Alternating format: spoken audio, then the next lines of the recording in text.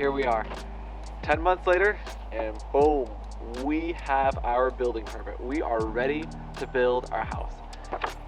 It's crazy how long it took and how much work had to be done to get to this point. Definitely way more than I anticipated. There's a stack of paperwork that we had to go through that the city has all approved and signed off of. This is our house drawing.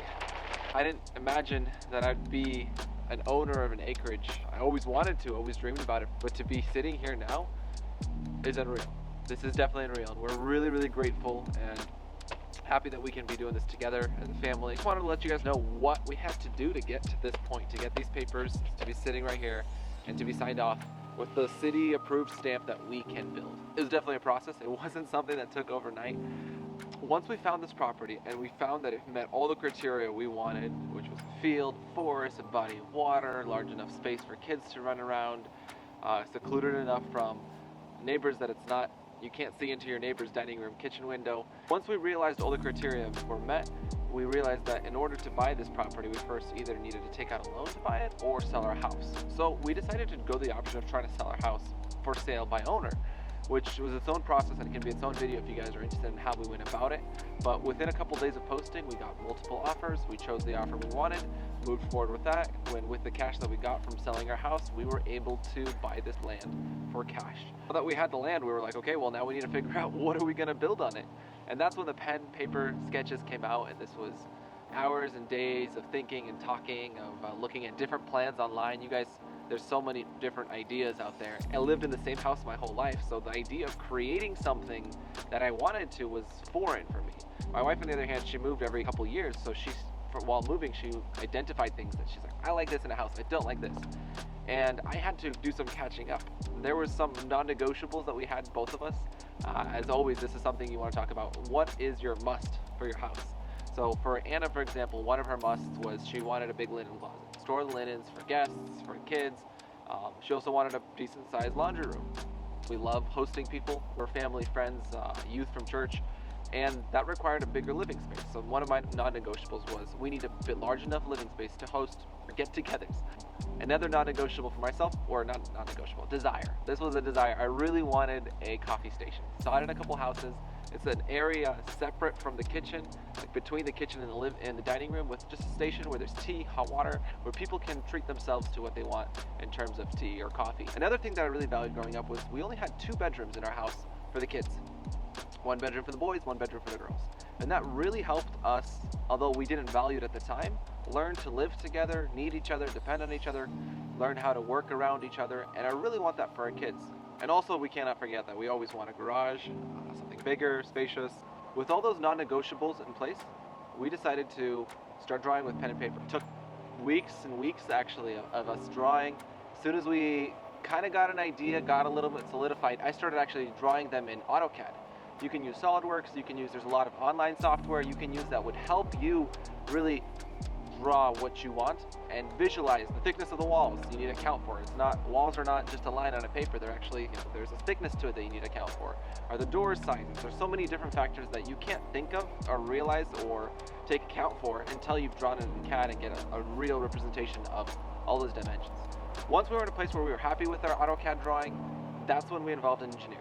I reached out to an engineer that I knew, took our sketches and our CAD and sent it to him. And he might have had a little chuckle looking at what we were doing, but he started actualizing our thoughts and ideas. He drew it out. It was multiple meetings of us coming, seeing what he drew, making suggestions. He even made a 3D demonstration of what was going on, which really helped us visualize, okay, this is what it's going to look like. This is what it's becoming.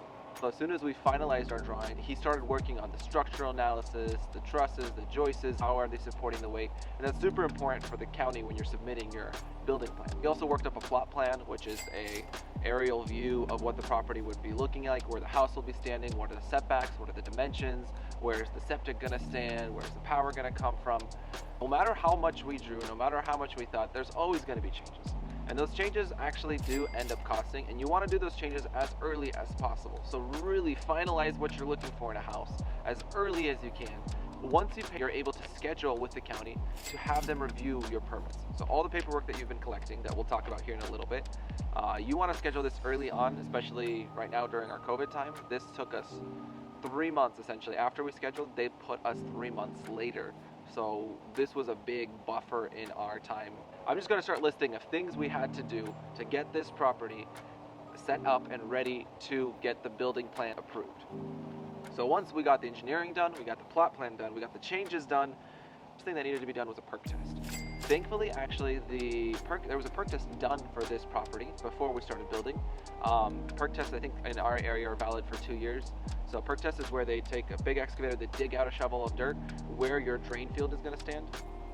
Since our waste isn't going to the city and we're going to have a septic and a drain field, we need to figure out where that septic is going to stand, where that drain field is going to stand, and how the water filtrate out. The perk test was done to see how the water is absorbed by the soil in the area where your drain field is going to stand. Since that perk test was done, that was one thing we didn't have to pay for and one step closer. But you still need to design your septic. So even though the perk test was done, you need to pay someone to have them design your septic. This is the size of septic you need, this is the tanks, this is how the water is going to flow from your house to the septic to the drain field. This is where it's going to stand, and that of course costs. Another thing that the city required for us is you need to first do an infiltration test. An infiltration test is not where the septic is, but where the house is going to stand. They bore and they see how does the water being absorbed by where your house is going to stand. Is that a good place for you to build your house? Once the infiltration test was done, we were able to move on to have the Geotech come out. Geotech pretty much takes the infiltration test, takes analysis of the soil, observes any possible flooding or landslide or geo hazards that are in the area. Next step for us was energy calculations. This is something that it calculates based off of the number of windows and doors in your house, what kind of heater you need, how to make sure that the heater is not negatively affecting the atmosphere, the environment, a lot of green codes that you need to follow. There's different features. You need to get a certain number of points. So with your energy calculations, you need to get a certain amount of points to make the county happy and show them that you are taking your house seriously. You're not just putting Play-Doh on the walls. You are accounting for how to heat your house and how to do it in an energy efficient way. With the energy calculations, this is where you need to specify, well, how are you going to heat your house? How are you going to heat your water? What kind of insulation are you going to use in your walls? And all those have different amounts of points, and you need to get a certain amount of points to get it approved. Again, this code will differ per county to county, and the point quantities will probably differ. Maybe you won't even need points depending on where you're building. Having that Geotech report that we did earlier, we were able to take that to our Stormwater Design engineer. So stormwater is the runoff water. So if you think about your roof, that takes up a lot of area, that the water would be coming down, but now that water is not soaking into the soil, it's being redirected to single points where your gutters are and your spouts, and that water needs to be directed somewhere. If it's not directed wisely, you could have flooding in your basement, you could have potential landslides. So county, make sure that you have a stormwater engineer design where all the water, where all that runoff is going to go. For example, our house has a hill to its back and another hill descending to its front. So an uphill in behind it and a downhill in front of it. So that water needs to be redirected around the house so it doesn't go into the basement, but goes to a different place. With the stormwater design finished, the county actually made us do an environmental review, which is analysis of all the wetlands. We have a creek, we have a pond, analysis of all the possible slopes that have changed, and they might require this for your building permit, they might not, but essentially they send someone out to see, is this land the way they said it is in the drawings? Is it possible to build a house there? When we bought this property, there was no power box on this property. The neighbor had a transformer that we had to hire out to, it's called a line extension, which is they bored under the road to get the power and get a transformer standing on our property not too far from our house. Came with a temporary power box. A temporary power box is a box with different plugs that you can use to build your house. Again, this is not metered while you're building. I think it's 6 months intervals. It's not metered. You can use as much power as you need, and the goal is to use this box to build your house. And once your house is built, they will put that meter, they'll replace that temporary box with an actual meter where they'll be measuring and charging you per how much energy you're using. Before they put the line extension in with the temporary power, they required some accommodations from our side that we had to take care of. We actually first had to put in a construction road, which is access to your house where it's going to stand. Another thing that the city requires is to have your water tested. Are you going to have city water? Do you have well water? What kind of well water do you have? Have you tested your well water? Which is all things we needed to do. We had to take our water, test it in the lab. Once the water was tested, we had to fill out an application in the county, have them review it, sign off that this well is valid for us to use for a house to provide water for us.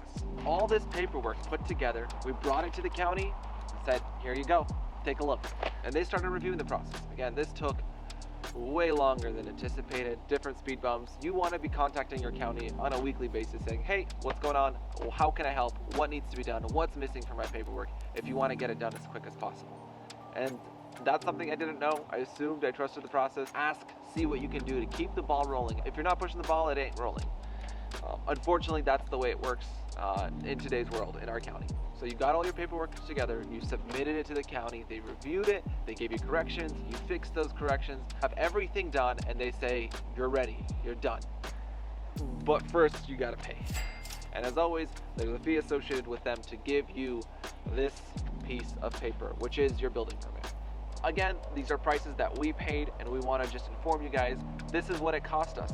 And it will cost you something different, most likely, maybe more, maybe less, hopefully less. And finally, holding that piece of paper saying that we can build, we start the process of actually breaking ground. And this is what we're so excited to show you guys, that we're finally here. We're finally actually gonna be breaking ground. And you guys get to see it. You guys get to join us with that. And even though we've spent an ungodly amount of money and we still have nothing to show for it except a piece of paper, that's how it works. Probably thinking, well, how do you find money to build? There's a couple options. First option, construction loan. Construction loan is the bank takes your house value, your land value, estimates how much your final project will cost, and they will allot you money for that project. Now, it's not, the money doesn't go to your bank right away. It goes step by step. So as soon as you finish the foundation, they'll pay you for the foundation. As soon as you finish the frame, they'll pay you for the frame. And step by step, whatever money you budgeted, they'll pay you. And that way you're only paying interest on what you've actually need instead of the whole amount, which is option 2, is a hard money loan, higher interest usually. So our construction loan is under 4% interest on what we pull out, but a hard money loan is usually could be up to 10 to 15%, and you're paying that whole interest upfront month by month until you're done with your project. And with the construction loan approved, building permits in our hands, and a shovel just eager to break the ground, we are ready to start. And we are so excited that you guys can come with us and look at this process. There's a lot more videos to come, a lot more information. Feel free to post any questions again. If you're like, hey, how'd you guys get this approved? Who'd you go with? Feel free to post. We'll do our best to answer all of them.